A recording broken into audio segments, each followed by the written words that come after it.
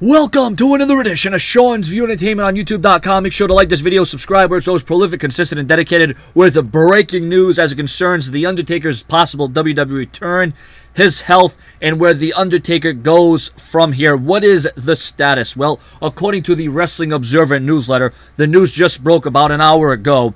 It is said that when The Undertaker has been asked if he's coming back for WrestleMania 31 after the brutal match at WrestleMania 30, where the Undertaker was, noticeably, hurting, and the other injuries that he has had and sustained, he said in the last week or two that it's not looking good. Taker has been back in the gym working out, but right now the initial feeling is that The Undertaker's WWE career is at the end.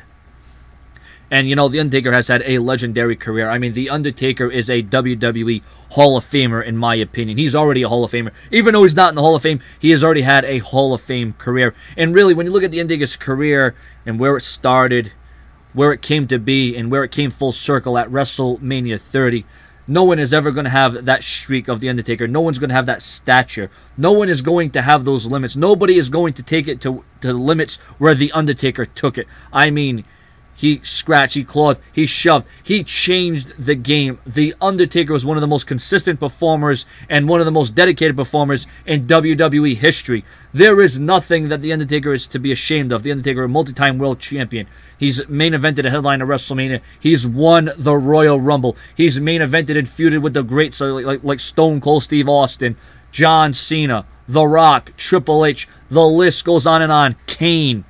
I mean, for The Undertaker to go here, I think we want to remember The Undertaker for his memorable matches.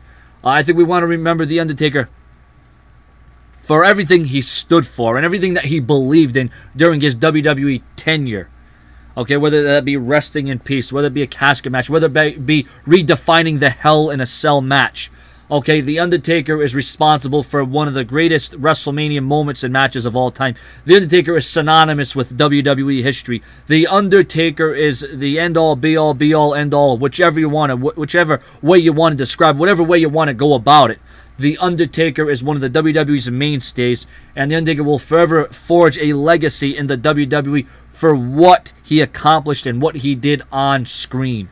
So if this really is it, and if it's not looking good for The Undertaker to compete at WrestleMania 31, well then, you know what, once again, you can't be selfish. You can't be a selfish fan and say, oh, well, The Undertaker deserves to give us this. He deserves to give us that. The Undertaker has given you every single thing he has over the last more than 10 years, more than a decade. We're talking more than a decade, ladies and gentlemen. Remember when it was called a decade of destruction? We're talking more than that, okay? That is how rich The Undertaker is in the WWE.